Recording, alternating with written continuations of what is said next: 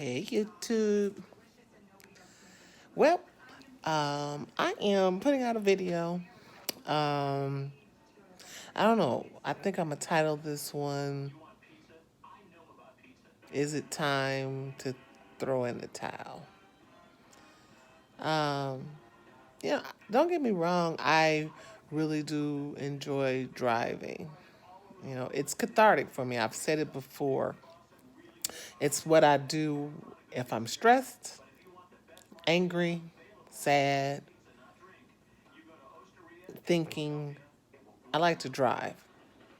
And being on a truck and being in an open road was perfect, for me. It gave me a lot of time to reflect, to think, to grow, and all of that other stuff. But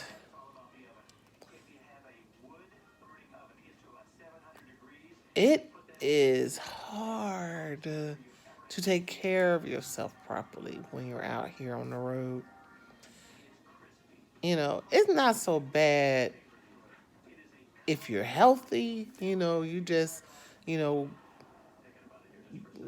your yearly, checkups and stuff.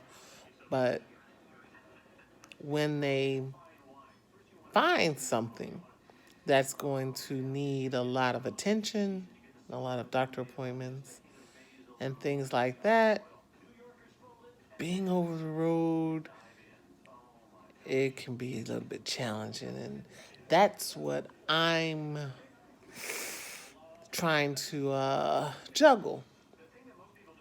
It's not like I don't think I'm sick. It's just I gotta get something taken care of. I don't know. I think I've like allowed myself to be dehydrated for a while. So they said that I have like too much creatine in my blood, and they don't know where it's coming from. They did the MRIs and stuff like that. Um, Okay. They did the MRIs and a CAT scan and an ultrasound on my kidneys and my stomach and things like that. The only thing they found was a small kidney stone. So they're figuring that the kidneys are healthy, my liver is healthy. I have a small hernia on my top of my stomach. So they're still trying to figure out why am I having so much creatine in my system. So, a week later, my doctor makes me come back and redo the tests because she was like, well, maybe it was a fluke. She just would like to double check it because it's something not normal for me. And she double checked it again, and my creatine levels are like way higher. Now, mind you, this was a different doctor that ordered all the, when you go to different doctors, everybody wants to do the same stuff. So he ordered his own MRIs and his own CAT scans and his own things like that. Well, what I'm finding out now is that all of that radiation just it's a lot, and we tend to get it done, and we don't usually question it too much. But I wanted to do this video because I think I needed to wanted to bring more awareness to at least present the question if you're asked to do these things that we consider harmless: x-rays, MRIs, mammograms, CAT scans, ultrasounds. When Yeah, I said that. Anyway, I've been undergoing all of that stuff. I get my brain scanned once a year. I get my boobs scanned twice a year. Ever since the liver thing, I've already had two CAT scans by two different doctors. I've had four ultrasounds, all I'm gonna say within a 6 month period. So now the creatine levels are getting like really high. And it took my doctor to realize when I was just talking to her, just joking you know, uh, about having to have another X-ray because I was telling her about how I wanted to get my boobs redone because they've been smashing them so much with all the mammograms I've been having to do that I told her that they finally flattened them out. And so, that's what she asked me. She's like, wait a minute. And so, she started asking me those questions. And I had to tell her every doctor that I see and every rate, every type of x-ray or ultrasound that I've had to do. And and what she is concerned with is every time I did my CT scan, I'm using the dye. When I'm doing my MRIs, I'm using the dye. And that dye doesn't, when you're taking that dye, it's hard on like regular kidneys. When that, and one thing they never tell you to do is to drink a lot of water. And when they drink a lot, when they tell you to drink, and if they do tell you to drink a lot of water, they give you a little bitty cup. And you think that you did something drinking that cup of water and you just go ahead about your life. But that dye that they have, and on top of the radiation off of the equipment, is damaging your body.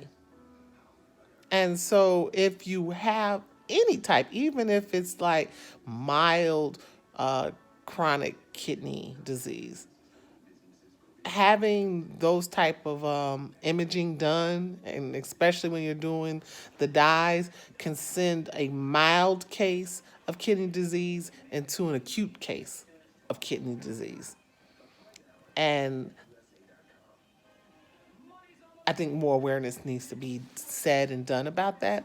So I am doing my part because I'm learning it as I go. I'm seeing some of the mistakes. I'm hopeful that I can correct this because I'm choosing to I fast.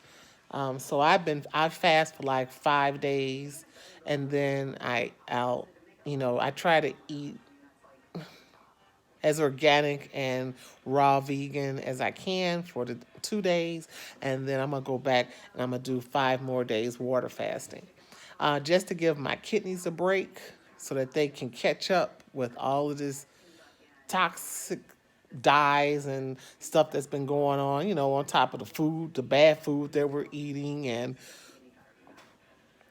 the water that we're drinking and the air that we're breathing, the diesel fuel that we're sitting on top of and sleeping on top of. It's a lot.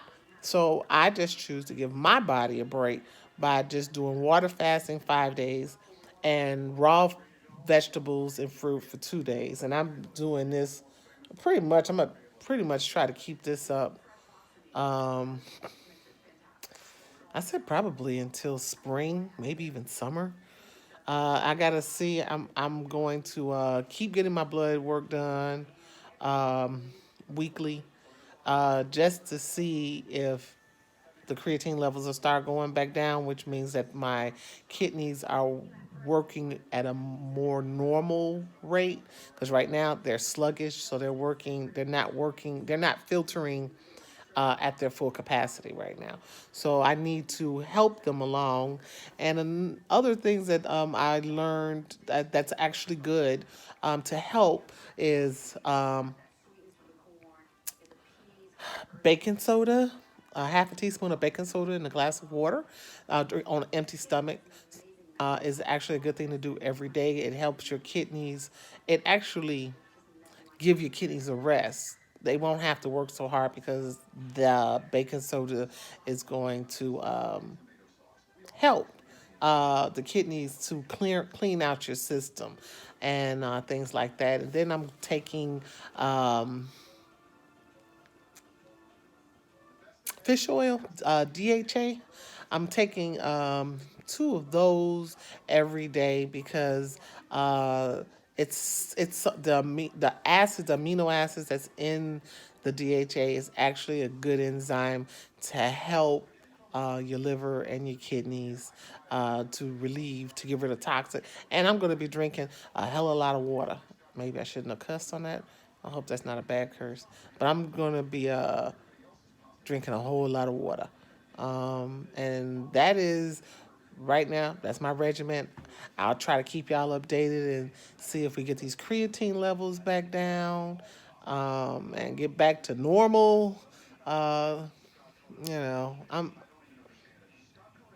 we're just gonna see what happens. I mean, other than that, I feel healthy, and things like that. I don't feel sluggish. Well, actually, I have been sleeping a lot. I am more tired, but not like where I'm sleepy all day. It's just like instead of me doing my 10, I am like doing 12 to 13 hour rest periods now.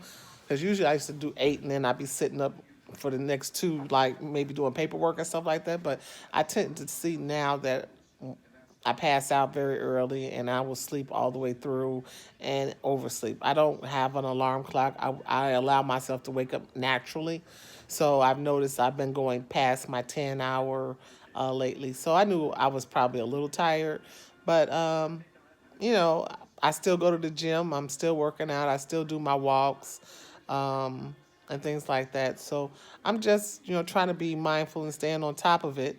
It has hit me in the pockets a little bit because I'm not over the road. I've had to take a lot of time off, which is pretty not much. Only, I think I might be over the road maybe 3 days, 4 days tops, and then I'm home for three because I'm usually have some kind of a doctor appointment, and then you have to go try to find another load out. So it usually takes me a day or two to get a load to get out of here. But that's that.